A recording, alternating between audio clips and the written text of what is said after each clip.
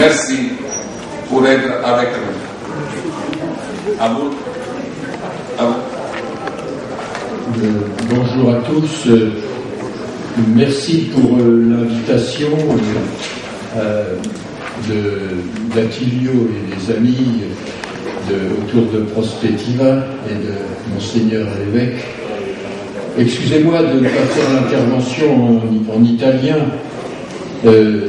parce que je ne le pourrais pas, mais je ne suis pas puni pour cela. On me récompense en me donnant en plus une traduction d'avance qui vous est distribuée, et pourquoi j'ai beaucoup de gratitude.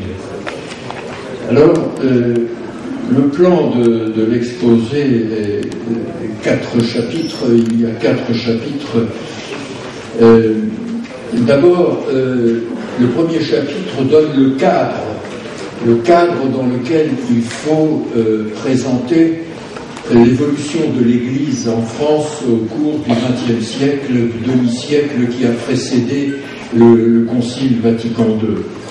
Ce cadre, c'est le cadre de la laïcité, et dans le texte écrit, j'ai essayé de le préciser, de montrer aussi comment l'Église en France est passée en quelques années d'un refus de ce cadre à une acceptation, et que ce défi, cela a été un défi pour elle, mais je crois que ce défi a été, en définitive, a donné des résultats en définitive extrêmement positifs du point de vue de l'évolution de l'Église. Et le deuxième chapitre portera sur le rapport entre la laïcité et la mort des chrétientés. J'emploie ce mot mort. Dans le texte français, Mounier écrit feu la chrétienté. Je sais qu'on ne peut pas traduire ce mot, on me l'a expliqué, un ami me l'a expliqué à l'instant. Ça veut dire que les chrétientés sont mortes, évidemment, et ne pourront pas revenir. Le troisième chapitre traite du thème Église et monde, que j'ai cherché à développer dans les publications d'Esprit de Mounier et d'un certain nombre de grands collaborateurs de la revue que je nommerai. Et le dernier chapitre évoque les crises de l'Église au XXe siècle comme élément de préparation de l'esprit du Concile. Je prendrai donc, sur le premier chapitre, donc je ne le développerai pas de manière orale. Je prendrai directement le chapitre 2 en soulignant donc que je fais un rapport, une relation forte entre la laïcité et la recherche de Mounier sur qu'il appelle feu la chrétienté, et donc sur la mort des chrétientés. Et il me semble que secondo capitolo, je suis le deuxième chapitre, et je ne vais pas évidemment le lire en entier. La querelle de la laïcité en France s'est concentrée après la Seconde Guerre mondiale sur l'école catholique. C'est la difficulté de financer l'école catholique et l'opposition du monde laïque, dirait-on, à un financement de l'école catholique qui a été le grand défi devant la grande ligne de fracture de l'Église avec la société, avec la République en quelque sorte. Et la revue Esprit, en 1949, a publié un dossier que je considère comme considérable. Cela s'appelle « Proposition de paix scolaire ». En fait, la revue proposait une unification du système scolaire et qui supposait deux choses. D'une part, que le système public accepte d'être indépendant de l'État, beaucoup plus indépendant de l'État, et que d'autre part, l'école catholique accepte d'entrer dans un système commun plus large. C'est une position très significative de Mounier et de la revue, que comme ça d'essayer de transcender les cassures, les oppositions brutales et négatives, Et ce dossier a eu un retentissement considérable, et encore même dans les années 1980, quand François Mitterrand a essayé de réunifier de nouveau le système scolaire, le système auquel aboutissaient les plus modérés des proches finalement en 1980 de la proposition d'Esprit en 1949.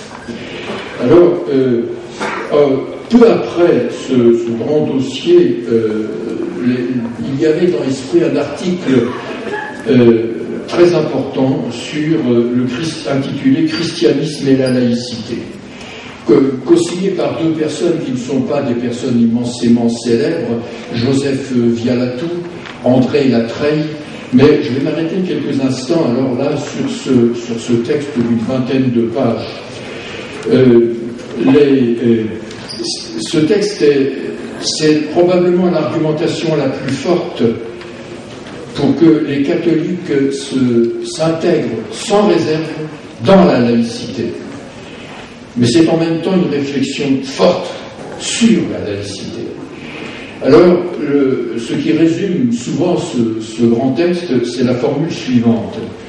La laïcité exprime juridiquement la liberté de l'acte de foi. Elle en est la projection juridique.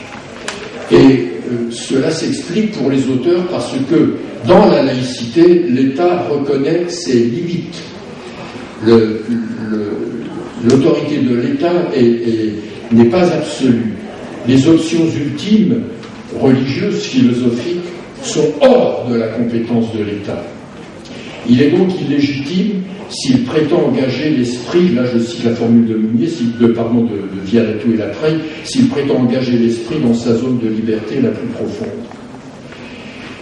La force, je ne peux pas résumer, je l'ai fait dans le texte écrit de manière un peu plus précise, notamment j'ai pointé comment ils abandonnaient une vieille distinction, je ne sais pas, je pense qu'elle a lieu aussi en italien, entre la thèse et l'hypothèse. Et c'est la grande réfutation de la thèse et de l'hypothèse que nous avons là, et je l'ai présentée. Mais la force, me semble-t-il, de ce texte est que la question des rapports entre le christianisme et la laïcité doit être posée sous l'angle de la liberté de l'acte de foi. Ce qui est décisif, c'est la liberté de l'acte de foi. Est-ce avoir moins souci de la vérité? Aucunement. Car la vérité dont il s'agit ici, c'est la vérité de la foi. Et la vérité, on est dans la vérité de la foi si on est libre, uniquement si on est libre. Un accord avec la foi qui serait non libre ne peut pas être dans la vérité de la foi. En mettant la liberté de la foi en position supérieure, on n'entre aucunement donc avec le souci de vérité, puisque cette liberté est la condition d'entrer dans la vérité. C'est aussi grâce à ce raisonnement sur l'essentiel de la liberté de la foi que les auteurs peuvent dire que la laïcité n'appelle pas des convictions faibles. Quelquefois on pense cela. Pour être tolérant, ne soyons pas trop croyants.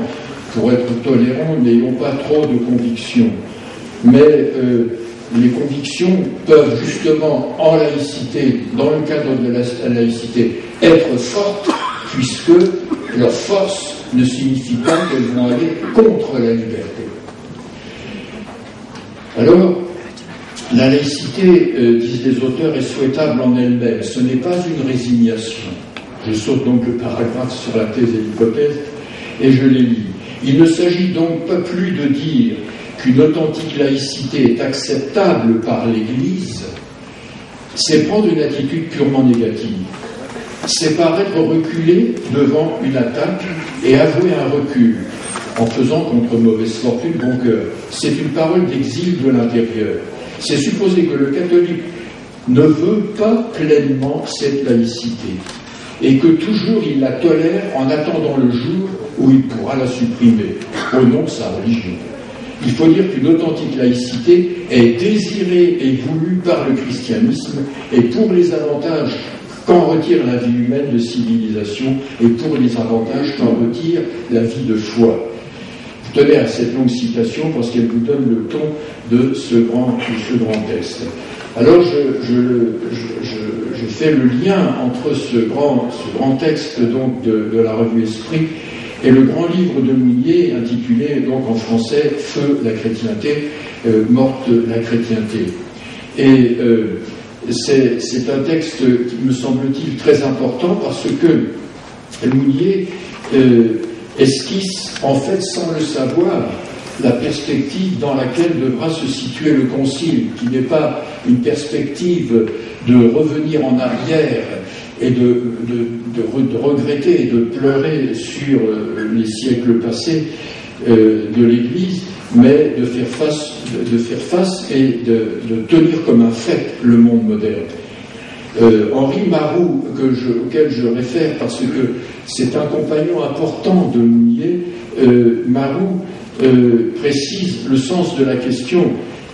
Cette chrétienté morte, c'est une civilisation, écrit Marroux, où toute institution, toute technique meurt, idéale, cherchait à se subordonner à la vérité chrétienne comme un moyen à sa fin, ou au mieux comme des fins subordonnées à une fin d'ordre supérieur. Et Mounier interroge l'histoire. À la fin, le dernier chapitre de ce livre est, à mon avis, un texte essentiel pour le rapport entre le christianisme et le monde moderne. Mounier montre que dans les premiers siècles, d'ailleurs, les chrétiens n'avaient pas de projet de civilisation chrétienne, ils s'intégraient dans la civilisation romaine, qu'ensuite il n'y a pas eu vraiment la volonté de faire une civilisation chrétienne. Alors, dit Mounier, faut-il en conclure une radicale indifférence du christianisme au destin de la civilisation, au devenir de la cité? En somme, le christianisme se replie-t-il sur lui-même? Aucunement. Le mépris du sensible et du temporel n'est pas chrétien, dit Mounier. Et il précise, dans une formule qui est d'ailleurs très péguiste, et pour moi l'adédrame probablement des études sur Mounier, est qu'on ne l'a pas assez mis en discussion avec quelques autres, dont Péguy en particulier. Nous n'avons pas, écrit Mounier, à apporter le spirituel au temporel. Il y est déjà. Notre rôle est de l'y découvrir, de l'y faire vivre proprement, de l'y communier. Le temporel tout entier est le sacrement du royaume de Dieu. C'est évidemment une idée sortie tout droit de Péguy. Et de fait, l'influence du christianisme sur la civilisation a été importante, considérable, dit Mounier. Donc ça, c'est le point positif. Parce que ce qu'on nomme la civilisation matérielle est née en pleine terre chrétienne et suit l'expansion du christianisme dans le monde. Alors, dit Mounier, le principe est clair. Religion de l'universelle imitation du Christ incarné, le christianisme commande à l'homme une présence active à tout le temporel. La question à laquelle Mounier consacre une bonne partie de son texte est alors: comment le christianisme a-t-il été influent pour le meilleur de la civilisation? L'arrière-pensée est claire. Il se demande au fond comment imaginer aujourd'hui les rapports entre christianisme et civilisation. Je ne peux pas entrer dans le détail, surtout à l'oral, je l'ai fait un peu à l'écrit. J'attire beaucoup l'attention sur ce point. Mounier montre comment le christianisme a été influent, mais aujourd'hui nous croyons qu'il a été formidablement influent sur la civilisation. Mais au fond, ce n'était pas son intention. Et Mounier explique que plus le christianisme s'approfondissait en flamme spirituelle en quelque sorte, plus il marquait le monde autour de lui. Et je trouve que c'est d'ailleurs une formule que je trouve extrêmement, tout à fait belle et forte. Et il conclut donc que ainsi le christianisme apporte-t-il plus aux œuvres des hommes les plus extérieurs quand il croit en intensité spirituelle que quand il se perd en tactique et en aménagement. Et Mounier insiste donc longuement sur l'impossibilité de diviser spirituel et temporel. Il n'y a entre eux ni séparation, ni indépendance, ni confusion, car les deux domaines ont leur spécificité. Et il conclut, le royaume des cieux a déjà commencé. Et cette formule que je trouve sublime, qui peut plaire d'ailleurs à un public italianophone, le royaume a déjà commencé, c'est pourquoi l'histoire humaine n'est ni une farce, ni un drame sans but, mais une divine comédie doublée d'une divine tragédie. Alors, le troisième chapitre, c'est le thème du rapport entre le christianisme et le monde moderne. Sur ce point, il y a eu en 1946 une enquête formidable de la revue Esprit, malheureusement non rééditée, et qui, au fond, la parole est donnée à des lecteurs, à des personnalités françaises, chrétiennes ou pas, catholiques ou pas. Et Michel Vinocq, dont je cite l'œuvre parce que Michel Vinocq est le principal historien en langue française d'Esprit, sur le plan histoire politique de la revue Esprit, j'ai cité la formule « Esprit des intellectuels dans la cité », parce que c'est le même titre, mais là il existe en collection de poche. Vinocq a pu qualifier cet ensemble comme un numéro préconciliaire. Vinocq écrit bien plus tard, dans les années 1970. Car, écrit-il, ce numéro, par bien des développements, annonce l'ébranlement qui secoua plus tard le monde chrétien au moment et dans la suite de Vatican II. Et à cet égard, il est donc tout à fait intéressant de regarder de près ce dossier, d'autant que les textes entre les témoignages, c'est un ensemble formidable de témoignages, et entre chaque témoignage, il y a des petites formules, des petits paragraphes apparemment modestes de Mounier, mais qui sont d'une force et d'une clarté, disons, éblouissante par rapport à l'état de l'Église dans le monde occidental à l'époque. Je ne peux pas donc entrer ici dans ce détail, mais il y a ce témoignage se termine par un long texte d'André de Pierre. André de Pierre était une des figures de premier plan des prêtres ouvriers, de l'expérience des prêtres ouvriers.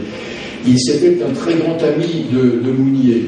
À la fin de sa vie, Mounier envisageait d'ailleurs de rejoindre André de Pierre dans la banlieue misérable ouvrière de Paris. Et le fait que Mounier mette ce témoignage à la fin du dossier indique bien la direction dans laquelle Mounier croit que l'on peut renouveler la présence du christianisme dans ce monde.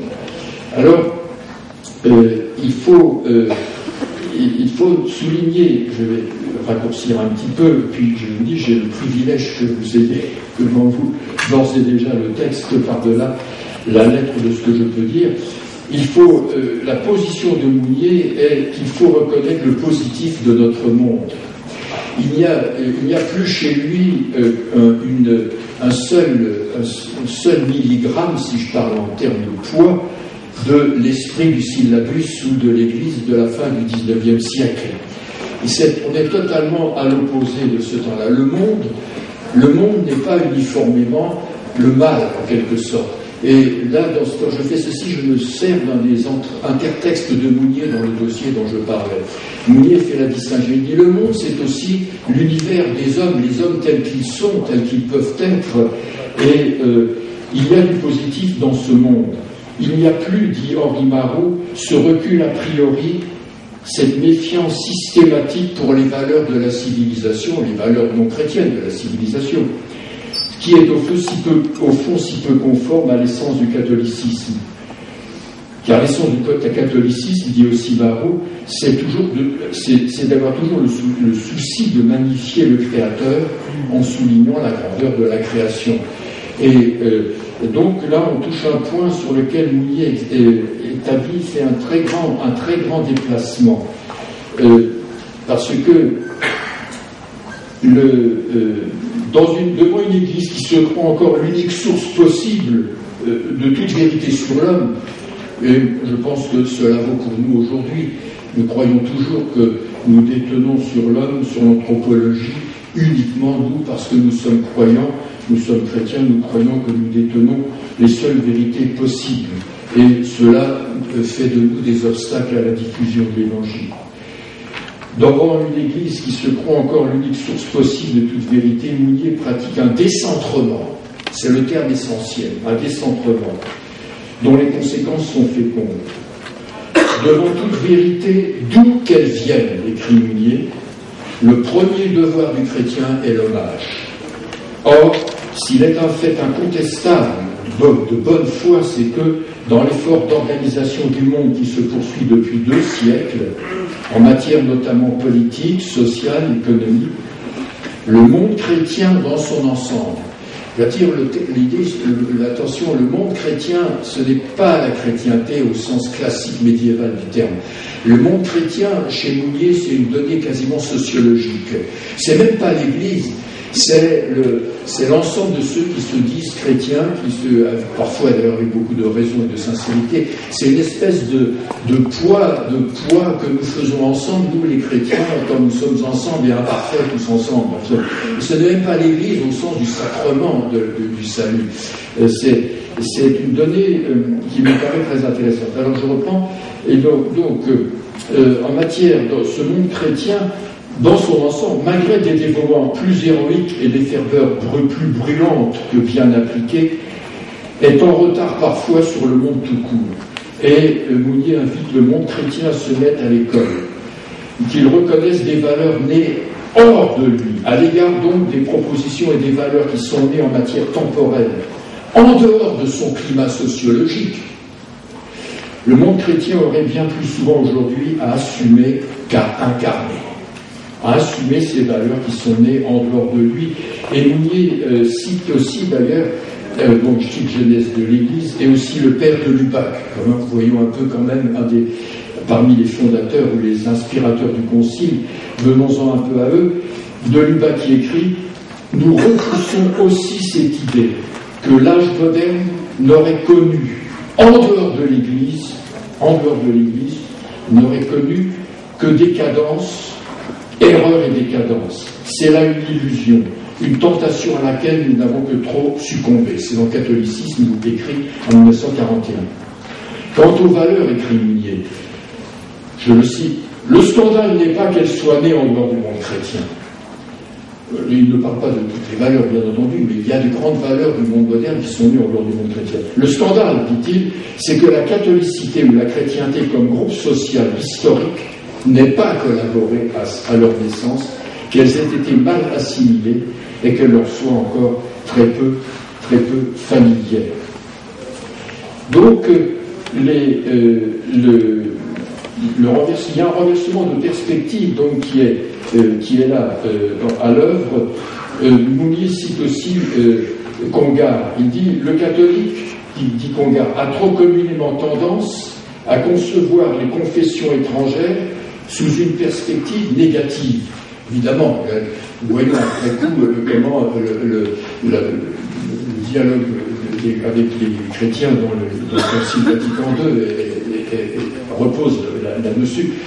Le catholique, dit Congar, a trop communément tendance à concevoir les confessions étrangères sous une perspective négative comme des erreurs ou des fautes en soi, si bien qu'elle devrait, pour ainsi dire, renoncer à soi le jour où elle se rallierait à l'unité. C'est méconnaître qu'elles impliquent et développent des éléments authentiques de vérité et de vie auxquels le catholique doit un hommage positif, quoi qu'il pense de leur entourage et de leur séparation. L'essentiel de tout ce que je viens de dénoncer là se trouve dans un grand dossier également d'esprit. Et le grand problème, je voudrais conclure ce point en citant quelques formules où Paul Thibault, commentant toute cette histoire de la revue Esprit, explique que le problème, c'est qu'on se trouve devant 2 écueils. À la fin de sa vie, écrit Thibault, Mounier indiquait en quoi ce qu'il voulait était différent de ce qu'avait essayé le Sillon 30 ans plus tôt. Il s'agissait de sortir du dilemme, ou bien on part d'une situation confessionnelle, ou bien on part d'une situation politique. Et dit Thibault, si on part de la situation confessionnelle, la situation confessionnelle va dominer. Si on part de la situation politique va dominer le spirituel. Il faut partir à distance des deux, montre Thibault. Et Mounier s'engage donc dans une double polémique, à la fois vis-à-vis du monde du spirituel, du monde chrétien, et vis-à-vis du monde de la démocratie, du monde politique lui-même. Et Mounier ne dit pas qu'il faut être démocrate parce que chrétien, mais il montre que le christianisme doit interpeller aussi la démocratie. Et donc, nous avons là l'idée, et je voudrais encore citer au moins un point de Paul Thibault, mais tout cela est fort bien traduit. Thibault explique que le personnalisme est d'abord un lieu de rencontre, désignation collective commode pour des doctrines diverses, mais qui peuvent tomber d'accord sur les conditions élémentaires d'une civilisation nouvelle. Et il y a là quelque chose de très important. Il explique aussi que grâce au personnalisme, des catholiques ont pu s'exprimer en catholique, je cite Paul Thibault, hors des institutions ecclésiastiques, et ce qui a permis une véritable opinion publique dans le catholicisme. Ce sont des bases essentielles, me semble-t-il, aussi à la reconnaissance de l'action du laïcat, si cher à nos théologiens. Et là, l'essentiel, dit Thibault, était cette nouveauté. Auparavant, la liberté de parole du catholique en tant que catholique existait-elle pour d'autres que des écrivains? Mais avec Mounier, le caractère public d'une parole chrétienne exprimant librement ses exigences critiques et politiques, la victoire sur l'intimisme religieux, sur l'étouffement clérical, la réinvention de l'intérieur du catholicisme d'une certaine forme de laïcité. Je trouve que c'est une vue très juste. Le 4e chapitre traite de deux crises, et je vais simplement mentionner quelques relations. Souligner quand même que dans ces années de l'après-guerre, l'expérience des prêtres ouvriers a été une expérience décisive pour le catholicisme en France. Certes, ils étaient à peine plus que 100, ces prêtres ouvriers, mais ils ont été porteurs d'une espérance collective du catholicisme français. Deux hommes montrent cela parfaitement dans l'esprit. Jean Lacroix, d'un côté, qui écrit en 1950, et Albert Béguin, plutôt en 1954, et Albert Béguin, qui est le successeur de Mounier à la direction d'esprit, qui écrit en 1950 un grand texte qui s'appelle « Les prêtres ouvriers et l'espérance des pauvres ». Ces crises, je crois que ces crises ont été importantes et ont permis d'une certaine manière des évolutions du catholicisme français. Je me demande pour conclure si cette revisitation des préalables du Concile, de ce qui s'est passé dans l'Église, dans le monde intellectuel, dans le mouvement intellectuel et spirituel avant le Concile, n'est pas je dirais, c'est plus que simplement les sources, c'est plus que quelque chose qui était avant le Concile, c'est aussi, je crois, et c'est important pour cela pour nous de revisiter ces textes, c'est aussi une clé probablement pour mieux comprendre le Concile et peut-être pour prolonger, pour nous aider à prolonger, à épanouir l'aggiornamento qui a marqué l'événement, le coup d'éclat formidable de l'annonce du Concile. Merci.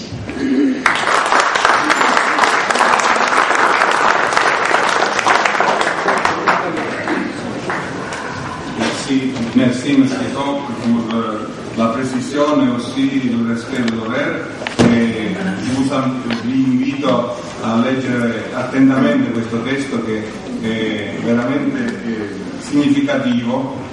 Suggerisco a Padre Dario un tema per il suo dottorato, perché aveva intenzione di fare un dottorato in filosofia, potrebbe essere un argomento. Ecco, mi sembra molto interessante questo approfondimento tra laicità e laicismo, ovviamente da ripetere. Poi grazie anche per il rapporto che da anni abbiamo con Bicocq a Parigi, e anche vorrei ricordare l'ultima visita che insieme abbiamo fatto a Paul Ricoeur prima della morte, quindi questo ci ha unito in modo particolare.